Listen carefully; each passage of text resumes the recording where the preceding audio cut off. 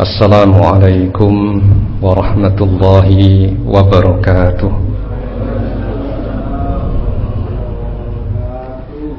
Alhamdulillahi rabbil alamin, hamdan katsiran tayyiban mubarakan fih, kama yuhibbu rabbuna wa yardah. Wa ashhadu an la ilaha illallah wahdahu la syarikalah, wa ashhadu anna Muhammadan abduhu wa rasuluh. Allahumma salli ala nabiyyina Muhammadin wa ala alihi wa sahbihi wa man tabi'ahum bi ihsan ila yaumiddin. Ikhwani fillah rahimani wa rahimakumullah.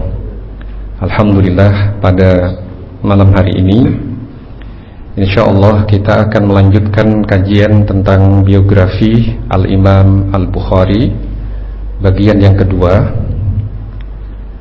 Di bagian pertama kita telah membahas sekelumit tentang beliau terkait dengan tanggal atau tahun lahir, tempat kelahiran, tahun wafat, beberapa guru beliau, beberapa murid beliau juga, perjalanan beliau di dalam menuntut ilmu, dan sedikit penjelasan tentang kitab monumental yang beliau susun, yaitu Sahih Al-Bukhari.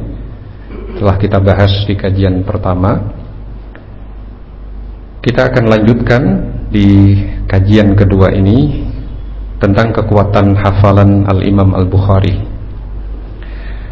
Hashid bin Ismail mengisahkan bahwa beliau pernah menimba ilmu hadis bersama sekelompok orang lain, termasuk Al-Bukhari di Basrah. Pada saat itu Al-Bukhari masih remaja. Hampir semuanya menulis hadis yang disampaikan sang guru, tapi Al-Bukhari tidak menulis. Al-Bukhari pun dicela oleh rekan-rekannya,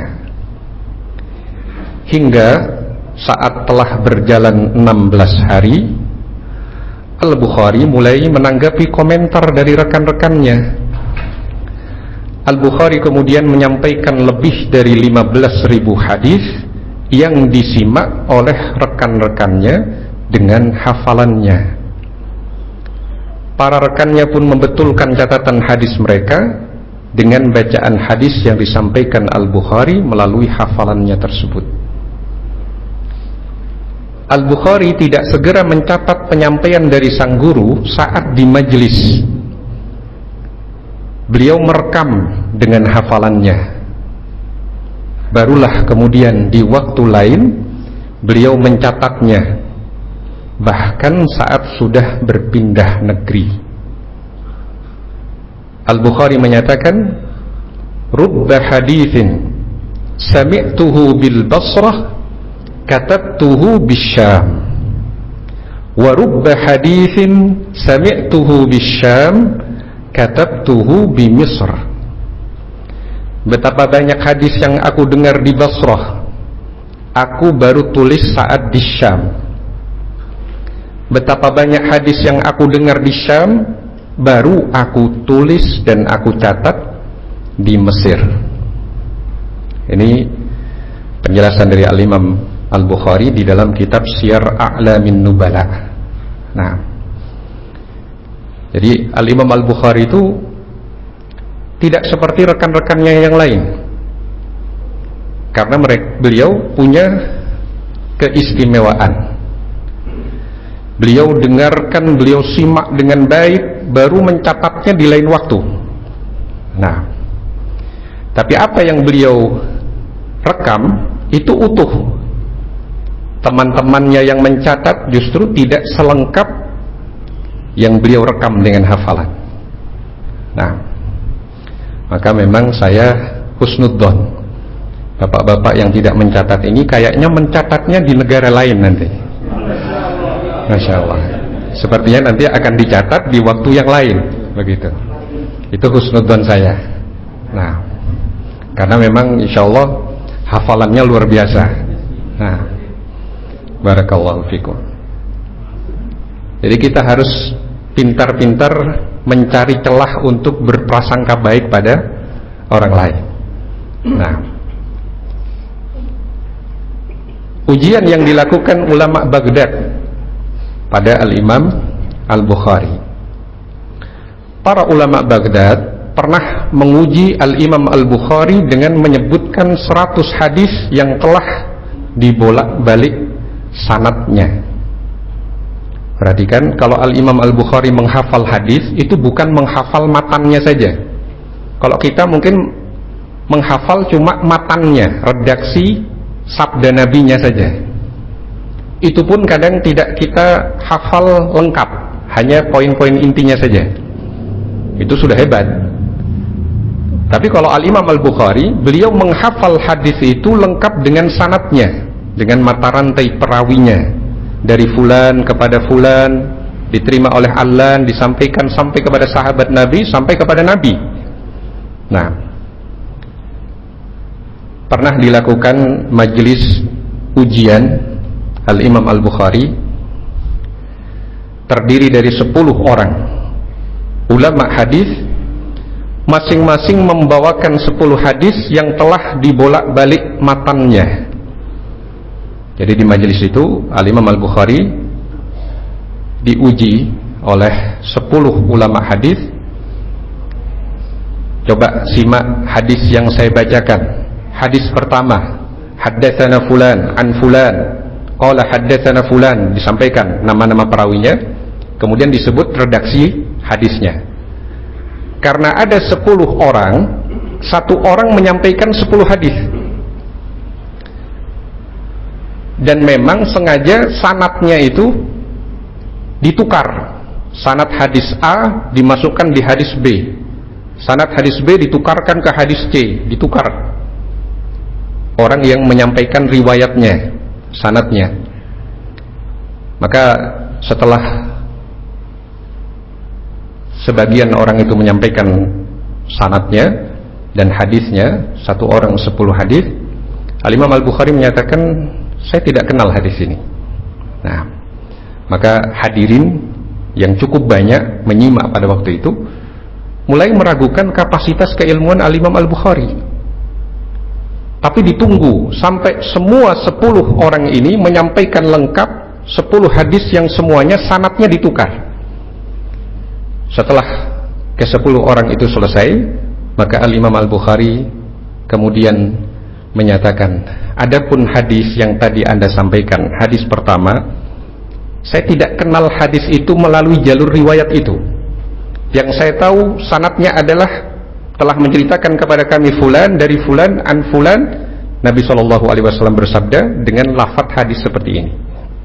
Dirunut urut seperti yang tadi beliau dengar, kemudian dibetulkan masing-masing itu pada orang yang menyampaikan hadis sesuai dengan apa yang disampaikan.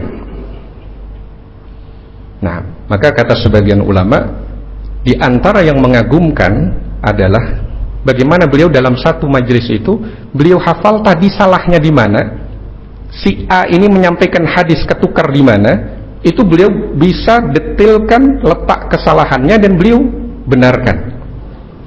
Untuk masing-masing satu orang 10 hadis, total berarti 100 hadis.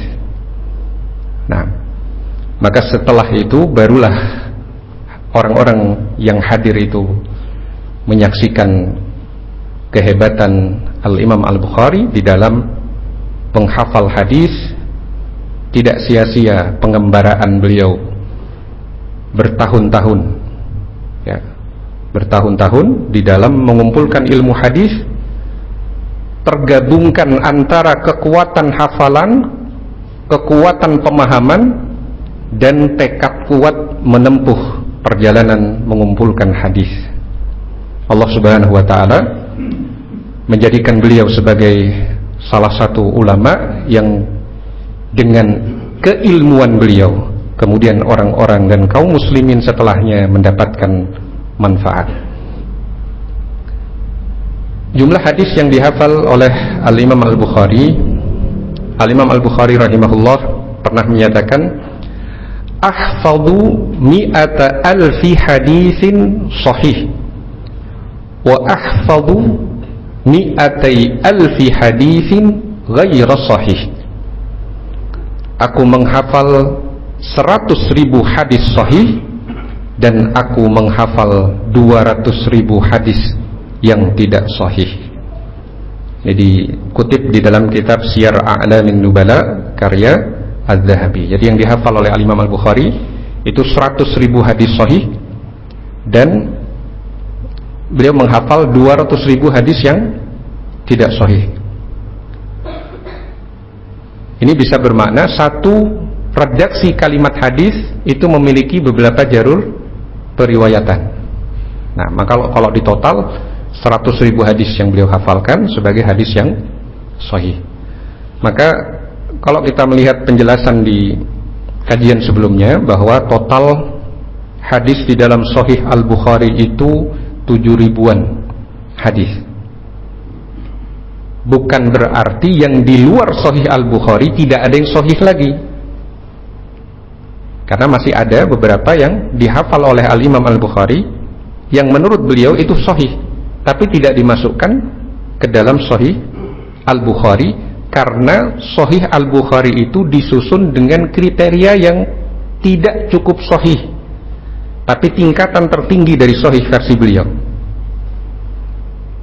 Jadi kriterianya cukup ketat untuk memasukkan di dalam Sahih Al-Bukhari. Di antaranya masing-masing perawi dalam sanad hadis itu harus tidak hanya sejaman, tapi setidaknya pernah bertemu. Ada catatan sejarah yang menunjukkan mereka pernah bertemu satu sama lain. Nah, itu kriteria yang cukup ketat untuk hadis yang sahih. Nah, kemudian kita akan membahas peristiwa yang dialami oleh Al-Imam Al-Bukhari di Naisabur pada tahun 250 Hijriah. Ya. Jadi ini adalah masa-masa saat di awal Al-Imam Al-Bukhari begitu dielu-elukan, majlisnya penuh, dibanjiri para pencari hadis, hingga kemudian beliau terfitnah, dituduh dengan tuduhan yang salah, kemudian beliau dijauhi hingga muridnya tersisa 2. Nah, peristiwa yang dialami Al-Bukhari di Naisabur tahun 250 Hijriah. Naisabur ini wilayah Iran. Kalau sekarang wilayah Iran. Naisabur adalah termasuk negerinya Al-Imam Muslim, penyusun Sahih Muslim. Muhammad bin Yahya Az-Zuhli, guru Al-Imam Al-Bukhari, mengajak orang-orang untuk menyambut Al-Bukhari dan beliau pun akan menyambutnya. Jadi Muhammad bin Yahya Az-Zuhli, guru Al-Imam Al-Bukhari yang ada di Naisabur, ya, itu disampaikan di majlis beliau, barang siapa yang ingin menyambut Muhammad bin Ismail besok akan datang insyaallah, maka silahkan ikut dalam penyambutan, saya sendiri akan turut serta menyambut beliau. Nah, Muhammad bin Yahya Az-Zuhli salah satu guru Al-Imam Al-Bukhari, karena Al-Imam Al-Bukhari pernah berkunjung ke Naisabur dahulu, kemudian berguru kepada beberapa ulama, diantaranya Muhammad bin Yahya Az-Zuhli. Tapi setelah itu Al-Imam Al-Bukhari berkelana ke wilayah-wilayah lain sampai keilmuannya melewati gurunya ini. Sehingga dalam beberapa kesempatan ketika Muhammad bin Yahya Az-Zuhli bertanya kepada Al-Imam Al-Bukhari tentang perawi ini bagaimana statusnya, hadis ini bagaimana jalur riwayatnya, itu Al-Imam Al-Bukhari dengan mudah beliau menjawab pertanyaan-pertanyaan gurunya ini, sehingga gurunya sendiri banyak yang mengambil manfaat dari Al-Imam Al-Bukhari. Maka pada saat itu Al-Imam Al-Bukhari masih dimuliakan oleh gurunya, Muhammad bin Yahya Adz-Dzuhli, barang siapa yang besok ingin menjambut Muhammad bin Ismail yang akan datang ke tempat kita, mari bergabung, karena saya akan juga menyambut beliau. Penyambutan masyarakat begitu meriah, masyarakat Naisabur, sampai sejarak 2 atau 3 marhalah, ya. 2 marhalah itu seperti 80 km jaraknya, itu sudah jarak safar. Sebelum masuk Naisabur, masyarakat sudah menyambutnya, ya. Jadi kurang lebih kalau di sini kota Probolinggo ke barat, ya, mungkin masuk Sidoarjo, ya, penyambutannya di sana sebelum masuk ke kota Probolinggo. Nah, jadi sekitar itu masyarakat sudah berjejer menyambut Al-Imam Al-Bukhari. Saat Al-Imam Al-Bukhari tiba di Naisabur, begitu banyak orang yang datang ke majelis beliau. Hal itu pula yang membuat majelis ilmu di ulama lain di kota itu menjadi lebih sepi dari biasanya. Berdesak-desakan orang ingin bertanya dan mengambil ilmu dari Al-Imam Al-Bukhari, ya. Jadi awalnya majelis para ulama di Naisabur banyak, yang hadir juga rata-rata banyak. Tapi sekali datang Al-Imam Al-Bukhari, maka ribuan orang menghadiri majelis beliau sampai majelis ulama lain sepi. Nah, dan ini juga yang diduga sebagai benih-benih hasad dari sebagian pihak kepada beliau.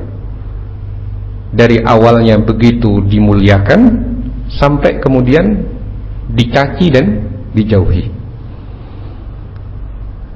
Nah, hingga pada hari kedua atau hari ketiga beliau berada di Naisabur, ada yang bertanya kepada Al-Imam Al-Bukhari tentang lafaz dengan Al-Quran. Lafzi bil Quran, makhluk atau bukan? Nah, jadi ini pembahasan masalah akidah, ya. Karena di masa itu memang baru saja terjadi penyebaran akidah yang salah yang didukung oleh khalifah, ya. Mungkin pernah kita bahas sedikit, termasuk ketika kita bahas keteladanan dari balik jeruji penjara, ketika kita membahas tentang Al-Imam Ahmad bin Hanbal rahimahullah.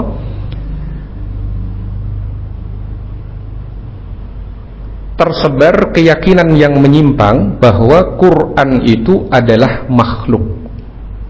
Ini keyakinan Mu'tazilah. Dan kita pernah bahas Mu'tazilah itu sisi penyimpangannya dalam hal apa? Prinsip-prinsip menyimpangnya itu dalam hal apa? Sampai kemudian Al-Imam Ahmad menjadi tokoh yang mengajak kaum muslimin kepada akidah yang benar bahwa Al-Quran itu adalah kalam Allah, bukan makhluk. Dengan berbagai konsekuensi yang beliau terima, disiksa, dipenjara, menjadi tahanan rumah, ya, dan sekian penderitaan yang beliau alami. Tetapi kemudian masyarakat paham bahwa Quran itu adalah kalam Allah, bukan makhluk. Sedangkan keyakinan bahwa Quran adalah makhluk itu keyakinan yang menyimpang dari akidah Ahlus Sunnah. Masyarakat paham. Nah, sekarang ada sebuah permasalahan baru yang dimunculkan untuk membuat orang ragu dengan keyakinan itu. Ya, saya yakin Quran itu adalah kalam Allah, bukan makhluk. Bagaimana dengan lafaz saya terhadap Quran? Makhluk atau bukan? Nah, ini sesuatu permasalahan yang riskan, sangat tipis perbedaannya, yang kalau seorang menjelaskan bisa mudah tergelincir salah dalam menjelaskan. Lafadzku dengan Quran, lafadzku ketika melafadzkan Quran ini makhluk atau bukan. Kalau mau dijabarkan, jika yang dimaksud adalah suaranya, maka itu suara makhluk. Ya. Lafadz dengan Al-Quran, maksudnya jika yang dimaksud adalah suara pembaca Quran, suaranya itu suara makhluk. Nah, tetapi yang dilantunkan itu kalam Allah Subhanahu wa ta'ala. Itu penjabarannya. Nah, pada saat itu belum ada penegasan seperti itu. Maka ada orang yang bertanya kepada Al-Imam Al-Bukhari dengan pertanyaan yang riskan, pertanyaan tepi jurang istilahnya, yang kalau seandainya salah nukil, orang akan menganggap Imam Al-Bukhari ikut pemahaman Mu'tazilah, bukan keyakinan Ahlus Sunnah.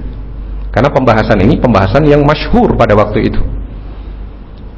Nah, maka Al-Imam Al-Bukhari menjawab, af'aluna makhluqatun wa alfaduna min af'alina.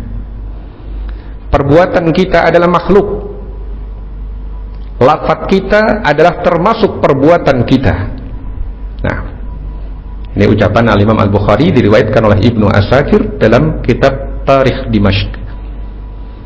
Nah, kondisinya adalah orang-orang berkerumun, tidak ada mikrofon, tidak ada speaker, ya, tidak ada LCD proyektor pada waktu itu. Nah, pertanyaan yang sangat rawan nukilan jawabannya sepotong-sepotong, tidak utuh. Maka ketika Al-Imam Al-Bukhari menjawab seperti itu, orang-orang pun gaduh.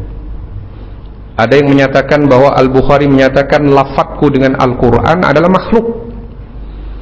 Ada pula yang menyatakan tidak. Maka terjadi kontroversi di antara para hadirin. Terjadilah perselisihan di kalangan manusia. Sampailah nukilan itu kepada Muhammad bin Yahya Az-Zuhli, guru Al-Imam Al-Bukhari. Tapi tanpa klarifikasi dan tasabbut, cross check, langsung menilai bahwa Al-Bukhari telah menyimpang. Nah, jadi gurunya yaitu Muhammad bin Yahya Az-Zuhli rahimahullah itu tidak klarifikasi, tidak tanya langsung kepada Al-Imam Al-Bukhari, sekedar mendasarkan pada nukilan pembawa berita bahwa Al-Bukhari tadi ketika ditanya begini jawabannya begini. Kalau begitu itu jawaban menyimpang. Nah, tidak ada proses cross check dulu. Sebentar, nanti saya klarifikasi dulu kepada yang bersangkutan. Saya belum bisa memvonis itu salah atau benar. Mungkin nukilanmu benar, tapi konteksnya kita belum paham. Dalam suasana apa, pertanyaannya bagaimana, jawabannya bagaimana, harus saya pahami secara utuh. Pastinya begitu. Nah, tetapi kondisinya tidak demikian. Muhammad bin Yahya Az-Zuhli tanpa klarifikasi dan tasabbut langsung menilai bahwa Al-Bukhari telah menyimpang. Nah, padahal Al-Imam Al-Bukhari mempertegas akidah beliau di kesempatan lain. Bahkan beliau sampai menyusun karya tersendiri yang berjudul Khalqu Af'alil Ibad. Perbuatan makhluk itu adalah ciptaan Allah. Beliau susun karya, riwayat-riwayat di sana, riwayat-riwayat hadis, juga dalil Al-Quran, riwayat hadis, juga riwayat ucapan-ucapan sahabat dan ucapan ulama salaf terdahulu, yang menunjukkan bahwa perbuatan makhluk itu adalah makhluk. Perbuatannya makhluk itu ciptaan Allah Subhanahu wa ta'ala. Di lain kesempatan Al-Bukhari menegaskan akidahnya melalui penjelasan harakatuhum wa aswatuhum wa aksabuhum wa kitabatuhum makhluqatun. Gerakan-gerakan, suara-suara, upaya-upaya dan penulisan mereka itu makhluk. Fa ammal Qur'anul matlu al-mubin al-muthbat fil masahif al-mastur al-maktubul mu'a fil qulub fahuwa kalamullahi laysa bi khalqin. Sedangkan Al-Quran yang dibaca yang jelas, yang berada di mushaf-mushaf, yang tertulis, yang dihafal di dalam hati adalah kalam Allah, bukan makhluk. Nah, ini ucapan Al-Bukhari, diriwayatkan oleh Ibnu Asakir dalam kitab Tarikh Dimashq. Al-Imam Al-Bukhari juga menyatakan, man za'ama anni qultu lafzi bil Qur'ani makhluqun fahuwa kadzdzab fa inni lam aqulhu. Barang siapa yang mengira bahwasanya aku berkata lafadzku dengan Al-Qur'an adalah makhluk, maka ia sangat pendusta. Sesungguhnya aku tidaklah mengucapkan demikian.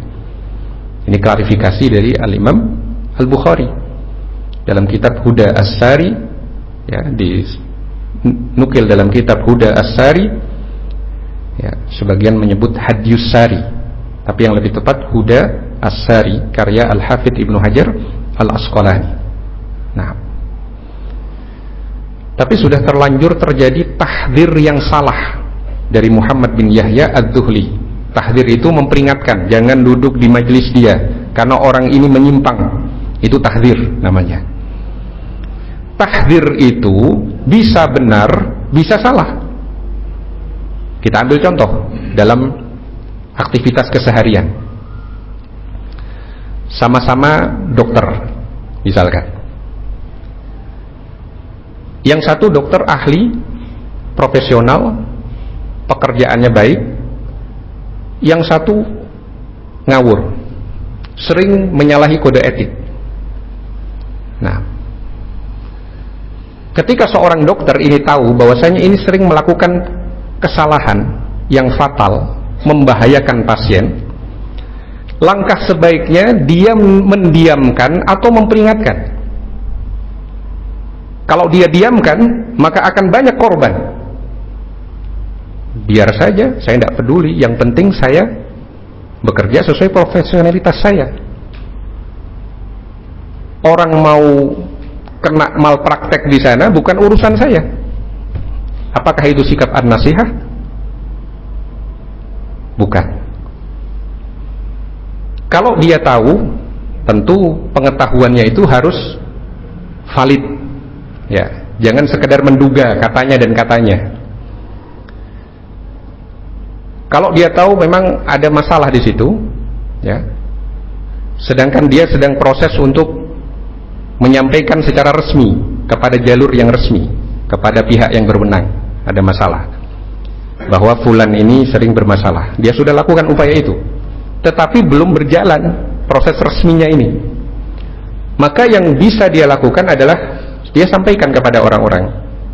Sebatas yang saya ketahui memang, mohon maaf, Pak dokter ini sering malpraktek, dia sering melakukan hal-hal yang tidak diperbolehkan. Maka ini bentuk tahdzir, sebenarnya bentuk tahdzir. Tahdzir ini bisa benar ketika disampaikan melalui data yang tepat oleh orang yang berwenang.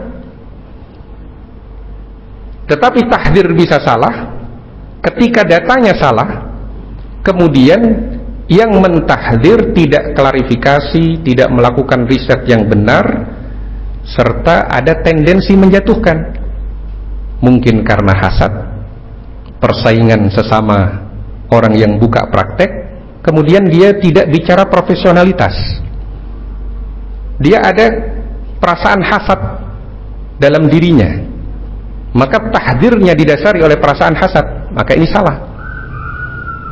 Nah, sama dengan hal-hal lain, bengkel motor, bengkel mobil dengan bengkel mobil yang lain. Kalau ada seorang pemilik bengkel mobil menyatakan, mohon maaf Pak, kalau bisa jangan ke bengkel sana, ini tahdzir sebenarnya. Benar apa tidak tahdzirnya itu? Bisa benar, bisa salah.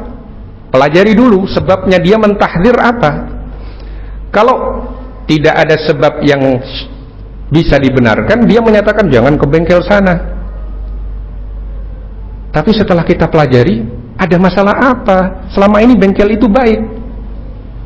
Berarti tahdirnya salah.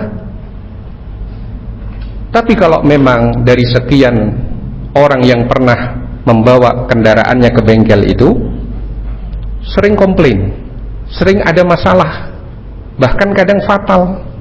Rem yang awalnya baik menjadi kemudian rusak, mengancam keselamatan misalkan. Sesuatu yang sebelumnya onderdilnya ada diambil tanpa sepengetahuan dari pemiliknya, itu berbahaya bagi yang lain, maka perlu ditahdir juga kalau yang seperti itu. Nah, maka tahdir itu bisa benar, bisa salah. Ketika Al-Imam Ahmad mentahdir Ibnu Abi Du'ad, maka itu tahdir yang benar, menyelamatkan umat, karena Ibnu Abi Du'ad menyesatkan umat untuk ikut dalam pemahaman Mu'tazilah. Tetapi tahdir dari Muhammad bin Yahya Ad-Dhuhli kepada Al-Imam Al-Bukhari dalam hal ini adalah tahdir yang salah. Muhammad bin Yahya Ad-Dhuhli mentahdir, memperingatkan orang-orang akan bahaya duduk di majelis Al-Imam Al-Bukhari. Maka sontak Al-Bukhari pun dijauhi. Tidak ada yang hadir di majelis Al-Bukhari melainkan Al-Imam Muslim dan Ahmad bin Salamah saja, 2 orang saja. Dari awalnya ribuan tinggal 2. Nah, sampai Al-Imam Muslim pernah hadir di majelis Muhammad bin Yahya Ad-Dhuhli. Muhammad bin Yahya Ad-Dhuhli menyatakan, barang siapa yang masih menghadiri majelis Al-Bukhari, jangan duduk di majelis saya. Maka Al-Imam Muslim berdiri. Beliau kumpulkan catatan-catatan hadis yang beliau catat dari majelis Muhammad bin Yahya Az-Zuhli, dikirimkan kembali. Saya kembalikan catatan ilmu saya. Kalau itu persyaratan Anda, ini secara makna, walaupun tidak diungkapkan demikian, kalau itu persyaratan Anda, maka saya memilih ikut majelis Al-Imam Al-Bukhari yang telah Anda tahdir secara salah. Kurang lebih maknanya demikian. Nah, Al-Imam Muslim bin Al-Hajjaj, penyusun kitab Sahih Muslim, yang mengerti benar keilmuan Al-Bukhari, tidak ikut arus besar untuk menilai bahwa Al-Bukhari telah sesat dan harus dijauhi. Muhammad bin Yahya Ad-Dhuhli pun mengirim surat ke berbagai wilayah berisi tahdzir terhadap Al-Bukhari. Jadi Muhammad bin Yahya Ad-Dhuhli kirim surat ke beberapa pimpinan di wilayah-wilayah lain. Hati-hati, jangan terima kalau ada Muhammad bin Ismail datang ke tempat Anda. Nah, karena dia membawa pemikiran yang berbahaya. Nah, maka Al-Imam Al-Bukhari pun meninggalkan Naisabur, hanya ditemani oleh Ahmad bin Salamah saja. Beliau terusir, terkucilkan dari Naisabur yang awalnya penyambutan beliau sejarak 2-3 marhalah, lebih dari 80 km penyambutannya, banyak orang. Ketika keluar dari Naisabur hanya ditemani 1 orang. Nah, maka Al-Imam Al-Bukhari ingin kembali ke kampung halamannya. Sudah, saya mungkin ditolak di wilayah sini, saya akan pulang ke kampung halaman saya, Bukhara. Beliau hendak menuju Bukhara, kampung kelahirannya. Di Bukhara, Al-Bukhari benar-benar disambut dengan baik oleh masyarakat setempat. Beliau pun menyampaikan ilmu di sana. Masyarakat begitu senang, seorang ulama besar, kelahiran negeri itu datang kembali. Ini sebelum datang surat dari Muhammad bin Yahya Az-Zuhli ke pimpinan Bukhara. Maka Al-Imam Al-Bukhari disambut dengan meriah juga di Bukhara. Suatu saat, sang pemimpin Bukhara waktu itu, yaitu Khalid bin Ahmad, meminta Al-Bukhari untuk memberikan pelajaran secara khusus pada dirinya dan keluarganya. Namun Al-Bukhari menolak mengkhususkan penyampaian ilmu pada penguasa dan keluarganya. Beliau tidak ingin kalau untuk penguasa dibikinkan majelis khusus, yang lain tidak boleh ikut. Beliau tidak ingin begitu. Beliau hanya menyampaikan, kalau Anda ingin hadir silahkan, saya menyampaikan ilmu saya di masjid, Anda bisa hadir saat itu. Maka ini membuat Khalid bin Ahmad ada perasaan tidak suka kepada Al-Imam Al-Bukhari. Ditambah surat tahdzir dari Muhammad bin Yahya Ad-Dhuhli yang semakin membuat Khalid bin Ahmad, penguasa Bukhara, ingin mengusir Al-Bukhari dari Bukhara. Selain itu, ulama madhab Hanafiyah yang fanatik madhab di sana, di Bukhara ada ulama fanatik madhab Hanafiyah, yaitu Huraith bin Abil Warqa, juga tidak suka dengan Al-Bukhari, karena Al-Bukhari menyampaikan hadis-hadis Nabi yang itu bertentangan dengan madhabnya, karena dia sangat fanatik dengan madhabnya. Masalah mengangkat tangan dalam takbir Allahu Akbar, sunnahnya hadis dari sahabat Ibnu Umar disampaikan oleh Al-Bukhari. Tapi bagi yang sudah terlanjur fanatik bahwa di madhabnya tidak ada perbuatan seperti itu, beliau benci. Kok disampaikan seperti itu, padahal itu berbeda dengan apa yang saya sampaikan selama ini. Padahal yang disampaikan Al-Bukhari hadis. Tapi bagi ulama yang fanatik pada madhabnya, beliau benci dengan Al-Imam Al-Bukhari yang menyampaikan kebenaran. Maka terusillah Al-Bukhari dari kampung kelahirannya. Beliau terzalimi oleh pihak-pihak yang bersatu kepentingannya untuk menjatuhkan beliau. Ada yang hasad, ada yang sakit hati karena permintaannya tidak dipenuhi. Pemimpin Khalid bin Ahmad ingin ada majelis khusus, tidak dipenuhi, sakit hati. Ada pula yang tidak suka karena tidak sesuai dengan madhab yang secara fanatik ia anut, Huraith bin Abil Warqa. Nah, maka berkumpul tiga kepentingan ini sama-sama tidak suka Al-Bukhari berada di Bukhara. Nah, maka Al-Bukhari pun terusir dari kampung halamannya.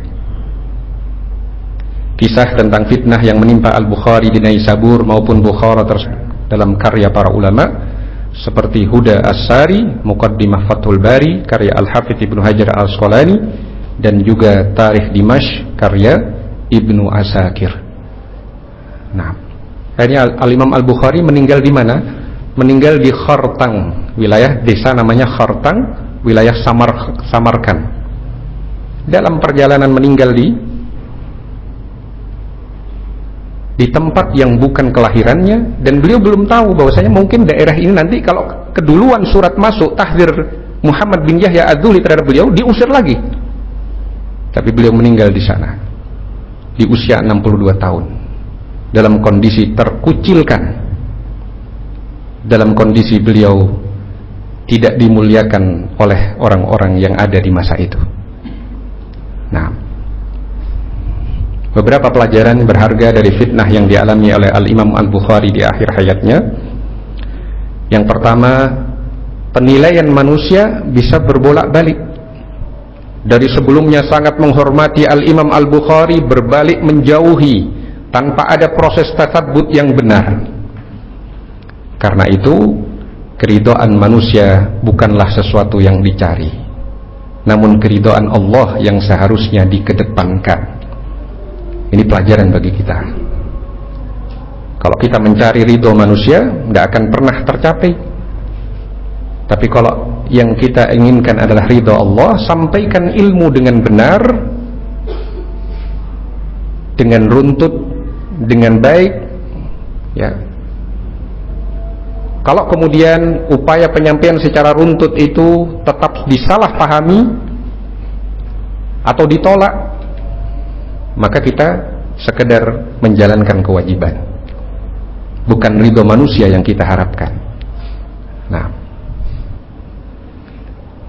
yang kedua, Al-Imam Muslim memberikan teladan untuk bersikap ilmiah, tidak taklid pada mayoritas orang yang salah dalam menyudutkan Al-Imam Al-Bukhari. Jadi taklid itu bukan berlaku untuk ikut satu orang, ikut banyak orang tapi tidak tahu alasannya kenapa ikut-ikutan, itu taklid juga. Nah, Al-Imam Muslim karena tahu benar Al-Imam Al-Bukhari adalah seorang yang berilmu dan telah difitnah secara salah, maka beliau berani untuk tidak mengikuti arus besar orang-orang yang menjauhi Al-Imam Al-Bukhari, pada waktu itu. Yang ketiga, meskipun Al-Imam Al-Bukhari dikucilkan dalam masa akhir kehidupannya, namun ilmunya tetap langgeng dan bermanfaat bagi kaum muslimin setelahnya. Dan ini indikasi bahwa penyampaian ilmu dari Al-Imam Al-Bukhari ikhlas karena Allah.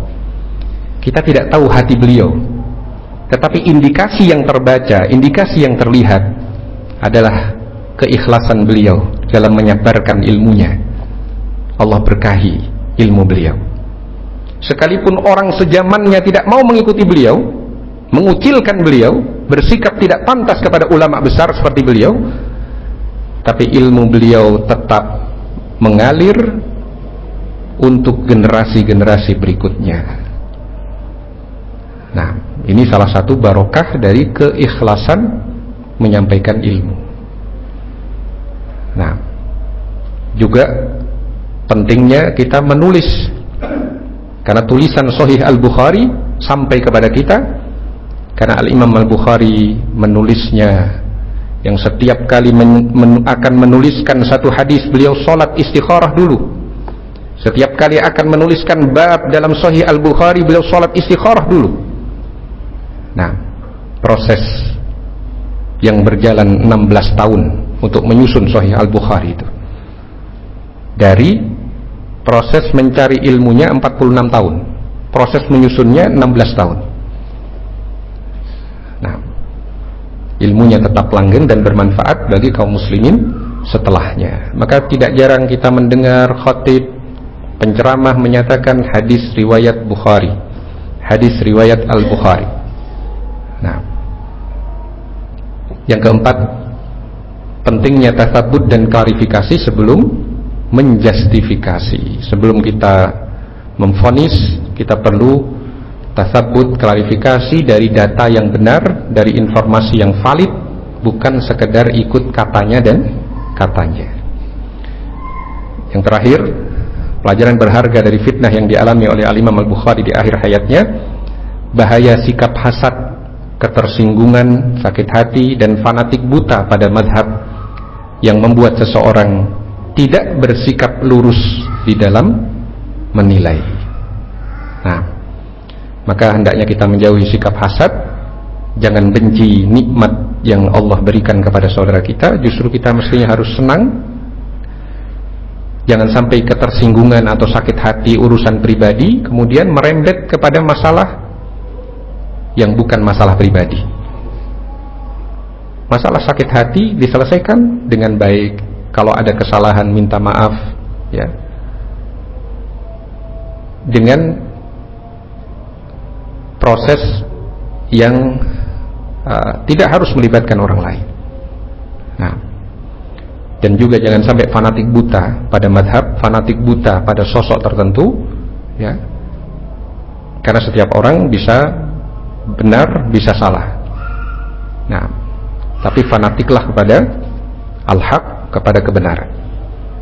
Nah, ini adalah beberapa pelajaran berharga dari fitnah yang dialami oleh Al-Imam Al-Bukhari di akhir hayatnya, sehingga pembahasan kita tentang biografi Al-Imam Al-Bukhari selesai dari 2 majelis. Ini adalah majelis yang kedua sekaligus penutup pembahasan tentang biografi Al-Imam Al-Bukhari. Nah, karena sudah masuk waktu Isya, kita akhiri kajian kita. Subhanakallahumma wa bihamdika asyhadu an la ilaha illa anta astaghfiruka wa atubu ilaik. Wa sallallahu wa sallama ala nabiyyina Muhammadin wa ala alihi wa sahbihi ajmain. Wassalamu alaikum warahmatullahi wabarakatuh.